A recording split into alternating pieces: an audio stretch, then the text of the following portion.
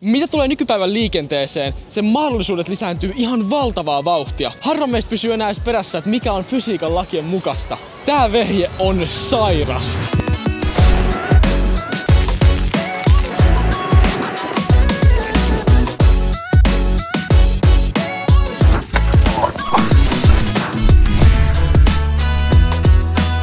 Meitsi on Robbe ja tervetuloa uuden videon pariin, jossa mä oon Johkun kanssa lähdössä Helsingin satamasta, tai itse asiassa missä me nyt ollaan laivalla tällä hetkellä.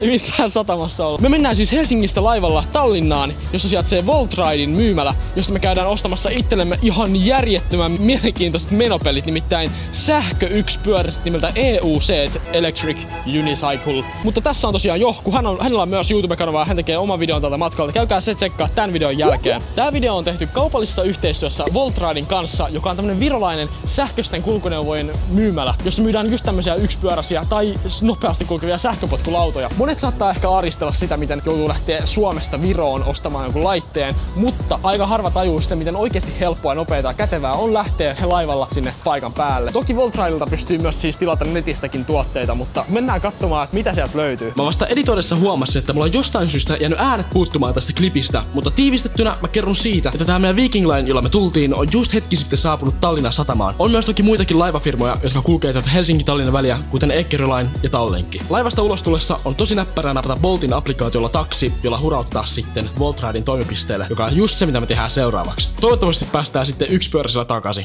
Epätodennäköistä. No niin, what up, let's go, missä me ollaan? Okei, toi pitää peilata, koska muuten se ei näy. Mennään nyt. Yeah! Me saavuttiin tänne Voltridein myymälälle. Tää sijaitsee siis nyt Telliskivessä, niin kuin mä oon sanonut. Tää on ihan super lähellä Tallinnan keskustaa. Tänne menee ihan hetkessä. Nyt käydään kattoo, mitä tuolta löytyy, koska sieltä voi löytyä ihan kaikenlaista sähköistä menopeliä. Mä näytän teille, tulkaa kattoo.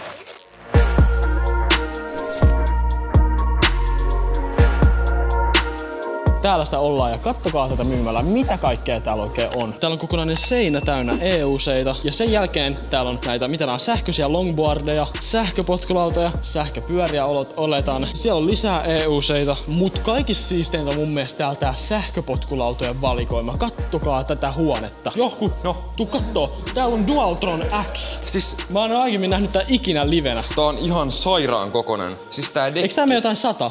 Tää menee varmaan jotain 90 ainakin. Siis ihan uskomaton peli. Ihan sairaan kokoisia. Hei, kenen sähköpotkulauta? Tää on ihan melkein samannäköinen. Tää on varmaan vaan uudistettu malli. Kattokaa, se on täällä. Sekin löytyy täältä. Robben sähköpotkulauta. Ja lisää Dualtroneja, vaikka kuin paljon. Ei pysty oikeesti ymmärtämään, minkä kokoisia laitteita on kyseessä. Siis nää pitää oikeesti nähdä niinku livenä. Siinä on taitettava sähköpotkulauta, mut toi sähköinen surffilauta. Say what?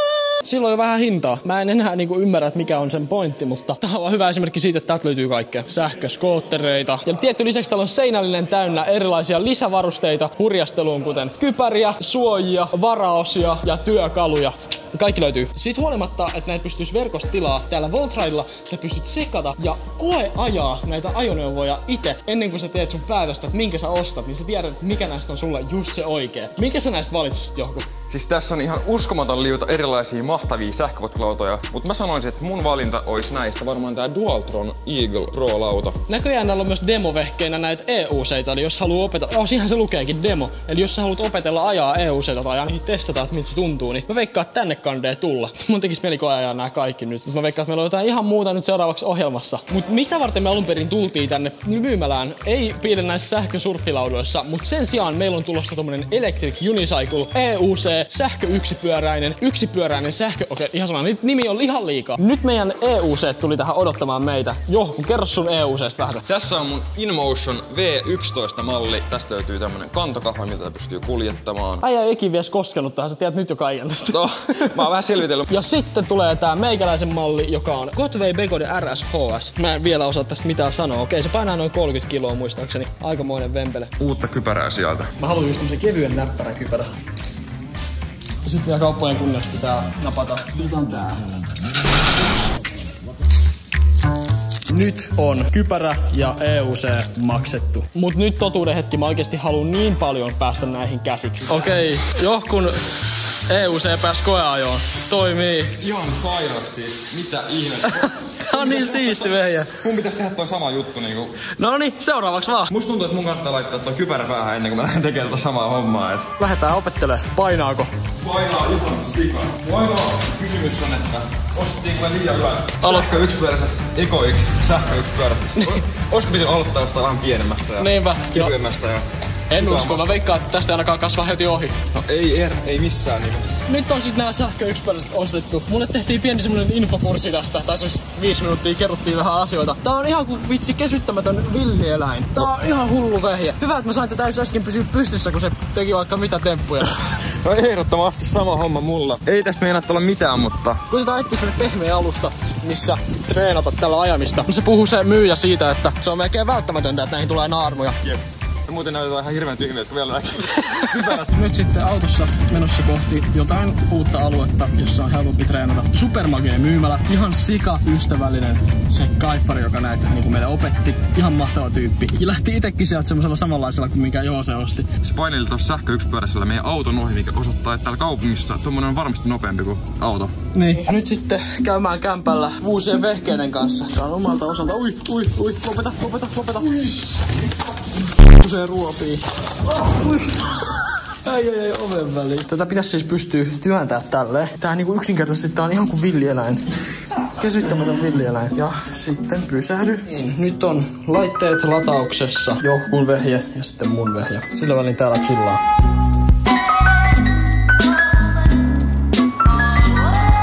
Nyt on akut ladattu, eli se tarkoittaa sitä, että nyt vihdoin alkaa se osio, jos me aletaan harjoittelemaan näillä ajamista. Let's go!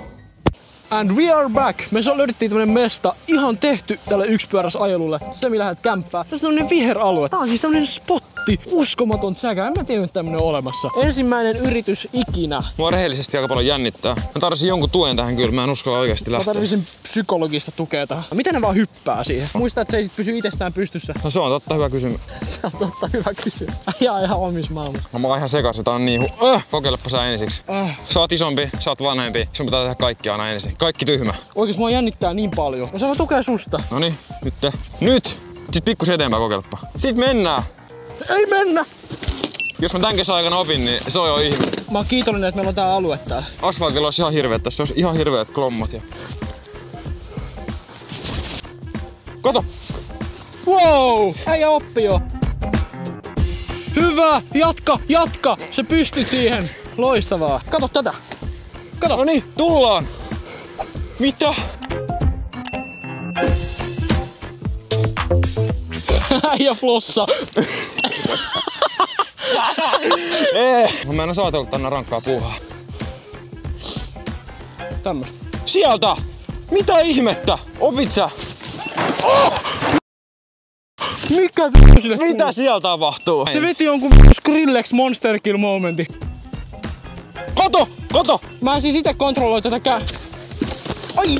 Okei, nyt lähtee pauselle, koska mä en voi tätä koko iltaa tallentaa. Palaan sit asiaan, kun meillä menee paremmin. 2 hours later. Okei, täällä ei näy yhtään mitään, mutta tunti eteenpäin äskeisistä videoista. Mitä täällä tapahtuu? Se melkein luonnistuu. Okei, mun pitää keskittyä. Te näitte. Se melkein onnistui. Okei, täällä ei näy mitään. Mennään seuraavaan päivään. Uusi päivä. Eilen illalla me harjoiteltiin Joosen kanssa näillä ajamista, sanotaan, että ehkä 3 tuntia. Ja me opettiin jotenkuten ajaa näillä. Kyllä, uskomatonta, mutta totta. Se vaatii ihan sikana harjoittelua, mutta sit se alkaa luonnistua. Mutta se on todella pitkäjänteisyyttä vaativa prosessi. Me ollaan nyt täällä Piritan rantateellä ja ollaan vähän lentämässä dronea ja samalla myös harjoittelemassa näillä ajamista. Sieltä just lähtee liikkeelle. UAV online. Wow! Pari asiaa, joita mä voin nyt jo suoraan sanoa näistä vehkeistä on se, että naarmuilta välttyminen ei ole mahdollista, etenkään jos tää on sun ensimmäinen Electric Unicycle, koska tällä harjoitteleminen todellakin vaatii veronsa. Mulla on tullut tommonen kauluhutonne jo, mutta kuulemma se on ihan normaalia. Nää on niin robusteja vehkeitä, ettei nää ota siitä niinku yhtään damagea sen suhteen. Sitten kans tässä mun vehkeessä on kajarit, mitkä on jossain määrin turhat. Tässä vehkeessä on kajarit. Niin turha ominaisuus. 3 weeks later. Mulla on uskomaton tilaisuus saada Voltride mun yhteistyökumppanista tätä videota varten, koska mä oon noin puolen vuoden ajan kuolannut näitä vehkeitä ihan riippumatta siitä, että olisin mä tehnyt yhteistyötä. Sen kunniaksi koodilla Robbe sä saat 2% alennusta jokaisesta Voltride-ostoksesta, minkä sä teet, koskien myös näitä EUC-ajoneuvoja. No niin, päästiin tien päälle. Noniin, käännös. Mitä tässä tapahtuu? Kato, osaan jo kääntyy. Oi mä räpiköin. Toka päivä, ajotunteja ehkä 4 kilometriä ajettu nyt 19,3. Tässä vehkeessä on näyttö, josta näkee tämän nopeuden ja kaikki muut tarvittavat tiedot. Se ei nyt tässä videon framerateissa oikein toimi. Tätä vehjettä siis ohjataan nojaamalla. Jos mä haluan kiihdyttää, mä nojaan eteenpäin. Ja jos mä haluan jarruttaa, mä nojaan taaksepäin. Ja sit mä hyppään pois. Sitten mä voin laittamaan painoa eri aloille, tehdä tämmösiä mutkia, mut mä en oikein vielä niin kauhean hyvä. Mä en tiedä näytis mä, mutta tässä on tämmönen kahva. Se on niinku matkalaukka. Se on matkalaukka, sä voi vetää tarvittaessa kaupassa. Ja pointtihan tässä on se, että sä voit pitää sitä päällä, niin silloin se rullaa tässä käytännöllisesti. Se voi kipata nyt vaan ja ainoastaan näihin suuntiin, mihin se ei stabiloi. Jos mä otan tätä pois päältä, niin kattokaa mitä sit käy, kun mä vedän tätä. Se heiluu tälleen, ja sitä ei voi oikein vetää. Mulla on samanlainen täällä, mutta se on vähän eri mallinen vaan. Mä sanoin, että toi ehkä vähän parempi. Mä en osaa yhtään ajaa vielä. Tehdäänkö semmonen TikTokki, missä mä ajan ihan kovaa ohi? Joo, tehdään. Jos mä nostan tätä ilman, että mä painan nappia, tää rengas alkaa pyöriä ihan hullua vauhtia. Sitten voit tuo alon nappi, jonka nimi on Spin Kill. Ja sit sä voit sitä painamalla nostaa tän ja kävellä vaikka rappuset ylös. Tän pitäisi pystyä mennä 100 kilometriä yhdellä latauksella. Siellä se oma koti kullan kallis. Siellä se on. Ronni, mitä susta tuntuu? Kuinka hyvin sä saat ajaa 1-10 niinku asteikalla niinku? Ehkä 4. Joo, musta tuntuu jotain 3 ehkä. Mulla ei oikein mitään kärryä esimerkiksi hitaasta kääntymisestä tai takaperin ajamisesta. Et ne vielä on aika isot puutteet tässä hommassa. 4 to 6 weeks later. Ennen kuin meillä oli määrä mennä Johkun kanssa Suomeen kuvaavaan videon toinen osa, jossa me kerrotaan meidän fiiliksistä kuukauden EUC-omistamisen jälkeen, Johku tuli vielä Tallinnaan ihmettelemään mun kanssa Voltrailille saapuneita upouusia EUC-malleja, kuten InMotion V12, Bego de Heroa, Veteran Abramsia, Veteran Sherman Maxia ja etenkin Kingsong S22 Eaglea, jossa on markkinoiden paras jousitus. Päästin itse asiassa myös koeajamaan tätä kyseistä laitetta ja mä pidin siitä itse valtavasti. Ja Robbe lähtee testaamaan. On tää kyllä äkäne. Tää jousitus on jotain ihan uskomatonta. Mä aloin jopa harkitsemaan sen ostamista, mutta jään odottelemaan vielä mitä tuleva Bego de Master tuo tullessaan. Tämän jälkeen me noustiin EUC:llä laivaan, joka suuntaan kohti Helsinkiä. Seuraavaksi olisi aika kertoa mitä mieltä mä oon sähköyksipyöräisestä noin 6 viikon omistamisen jälkeen ja että onko laite vastannut odotuksiaan. Let's find out.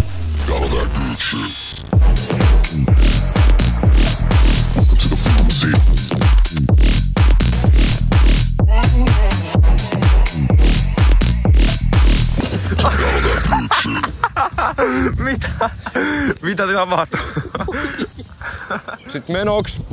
Tervetuloa nyt videon loppuosaan, nimittäin nyt on se hetki, kun mä kerron mun kokonaisen mielipiteen tästä laitteesta. Mä oon nyt ajanut täällä noin 1,5 kuukautta ja mä oon tullut siihen lopputulokseen, että tää laite on ihan uskomaton. 2 vuotta sitten mä hommasin sähköpotkulaudan ensinnäkin sen takia, että se menee kovaa. Mut siinä ei todellakaan tuu tätä samaa adrenaliinin tunnetta, mikä tulee tällä laitteella. Nimittäin tässä musta tuntuu oikeasti siltä, että mä laskettelen. Ja jos sanotaan alun perin ekan kerran, että tää tuntuu ihan laskettelulta. Se mekanismikin on melko sama, eiks vaan? On, ehdottomasti. Tuntuu ihan samalta. Jos sä tykkäät lasketella, sä tulet tykkään tästä. Mä lupaan sulle. Ja mä en tullut tätä siksi, että mä yrittäisin nyt myydä jotain jollekin laskettelijoille. En missään nimessä. Mutta 1,5 kuukauden harjoittelun ja ajamisen jälkeen, niin sitä tää muistuttaa. Samanlaista painonvaihtelua ja samanlainen tietynlainen riski ja vauhdin huuma. Siihen päälle ota vielä se, että tää laite on uskomattoman kätevä. Ja se on täyttänyt juurikin ne odotukset, mitä mä alun perin tältä laitteelta ikään kuin odotin. Tää on varsin ketterä. Sä voit nostaa tän sun auton takakonttiin, ottaa bussiin, junaan, mihin vaan. Sä voit mennä tällä ostoskeskuksen läpi taluttamalla. Sä voit mennä tällä kauppaan. Sä voit mennä tällä mihin vaan. Ei oo mitään rajaa, paitsi lentokone. Tässä on niin iso akku, että sä tätä lentokoneeseen voi nappaa. Katsotaan, jos se tulevaisuus jos jotenkin ratkaistaan. Mä oon mennyt tällä myös kouluun joka kerta, kun ei oo satanut. Sade on ollut mulle esteenä sen takia, että tässä laitteessa ei oo lokasuojaa. Ja se on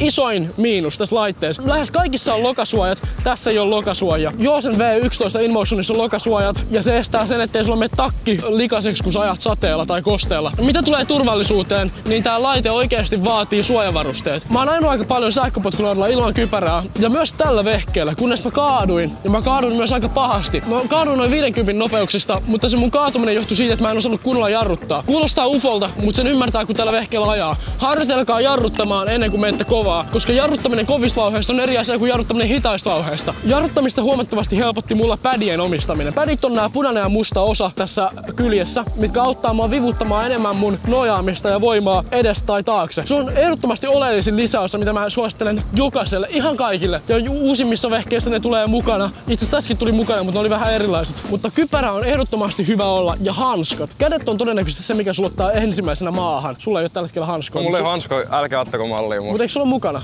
On ehdottomasti. Miksi sä käytät niitä? Mä unohdin laittaa ne käteen.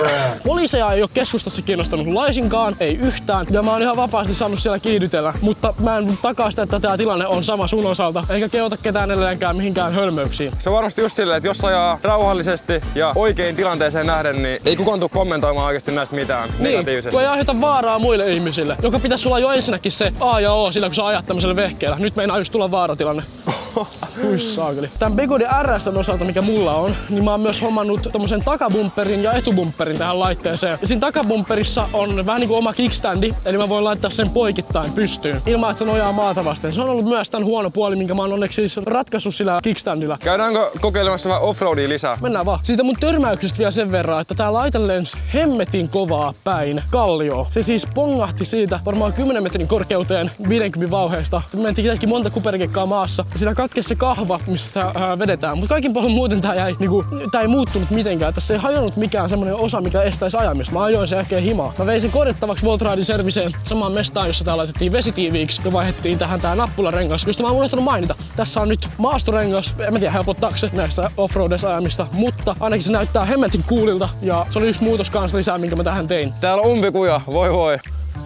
Ei oo mikään ongelma EU siellä. Niin, tuolla voi vaan tolleen nostaa. Painaa tuolta napista tuolla pohjassa ja sit se nousee. Jos sitä ei paina, niin tää alkaa spinaa. Ei Meni varmaan kilo kakkaa naamalle. Toi roiski kaiken mun päällä. Se alkaa spinnaa tolleen holtittomasti, kun se ei taju, että se on maassa. Onks mä jo kertonut tän vehkeen huippunopeuden? Tää menee 70. Jos se laite menee 50 suurin piirtein. 5. Joo. Ja se oli ehkä syy, miksi mä just en harkinnut edes IV11, koska mä rakastan nopeutta. Mun sähköputkulauta meni 9,5. Mä saan siitä sen hyvän olon tunteen, mitä jotkut saa muista asioista. Miksi mä ostaisin just Voltridilta on se, että Suomessa näitä ei ensinnäkään oikein myydä. Ei alkuunkaan. Ei ole Suomessa myymälää vielä ainakaan, mikä myy näitä. Jos sä tilaat Voltridin nettisivulta, joo, se on hyvä idea, mutta jos sulla on mahdollisuus lähteä käymään Tallinnassa päiväreissulla vaikka, niin mä kyllä kävisin ja käyttäisin sen tilaisuuden hyödyksi. Sä näet siellä nämä EU-set livenä ja pystyt nähdä, minkä kokoisia nämä oikeasti on. Mua esimerkiksi säikäytti se, miten iso Monster Pro oli. Sen lisäksi näet, mitä kaikkea muuta niillä on valikoimassa. Pystyt kysyä hyviä ja huonoja puolia tietyistä laitteista. Siellä on tosi ystävällisiä ne myyjät ja ne on tosi asiantuntevia. Osassa EU-seista on kans penkki. Mä en tiedä näkyykö tää, mutta tätä pystyisi teoriassa ajaa istualteen. Tää on sen verran matala, että tähän ei ole penkkiä rakennettu. Plus mä en ite näe syytä, miksi mä haluaisin ajaa istualteen. Haluaisit ajaa istualteen? Mä voisin ajaa. Mä pitkää matkaa, niin se on rentoa. Kun lähdetään sen Latvian reissulle. Jep, sit kun lähdetään Latviaan. Tallinnasta niin Latviaan ja siitä Liettuaan ja siitä Portugaliin. Naapurimaat. Mutta eihän Portugali ole siinä vieressä. Joo, se oli vitsi. Vitsi? Se oli vitsi.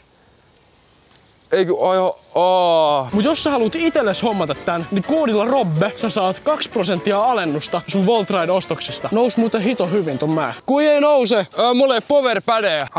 Tän takia powerpadit. Gritslalta hommattu nää. Onko sulla jotain vinkkiä katsojille, että miten täällä ajetaan? No alkuun kannattaa oikeesti vaan koittaa ymmärtää, että miten tää toimii. Sitten kun ymmärtää, miten tää toimii, niin sit yrittää vaan päästä kyytiin ja lähteä ajaa. Mitä tulee vielä tähän jousituksen puutteeseen, niin se ei oo iso ongelma. Tällä laitteella pystyy mennä isompiakin töyssyjä, kunhan vaan muistaa polvilla jousittaa. Se on itse asiassa aika hauskaa. Tässä on esimerkiksi video, missä mä ajan rappusia alas. Itse asiassa jollakin EU-siellä pystyy ajan rappusia jopa ylös. Ja se johtuu siitä, että niissä on niin iso se rengas ja hyvä jousitus. Se kertoo vaan siitä, miten paljon tää pystyy enemmän ottaa niinku kuormitusta esteiden osalta. Joo, se tekee kans omaa videota tästä hommasta ja hänen yksipyöräisestä. Mä en pelkästään suosittele, vaan mä käsken sua käymään kattoo sen. Sä pääset siihen tosta yläkulmasta.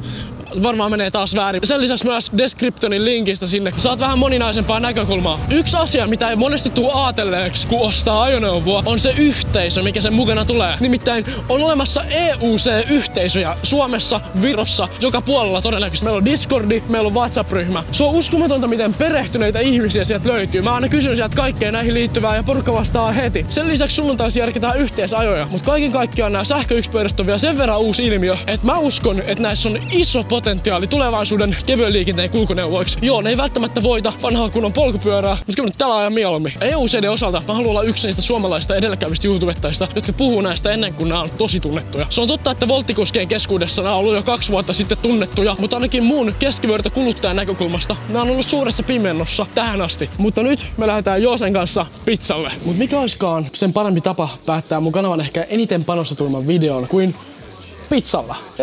Voit kuule uskoa, että ajettiin tänne kovaa, kun oli kyse pizzasta. Ainakin tuplavauhtia.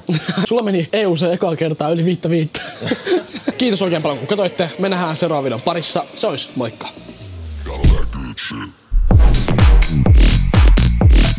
Welcome to the frequency.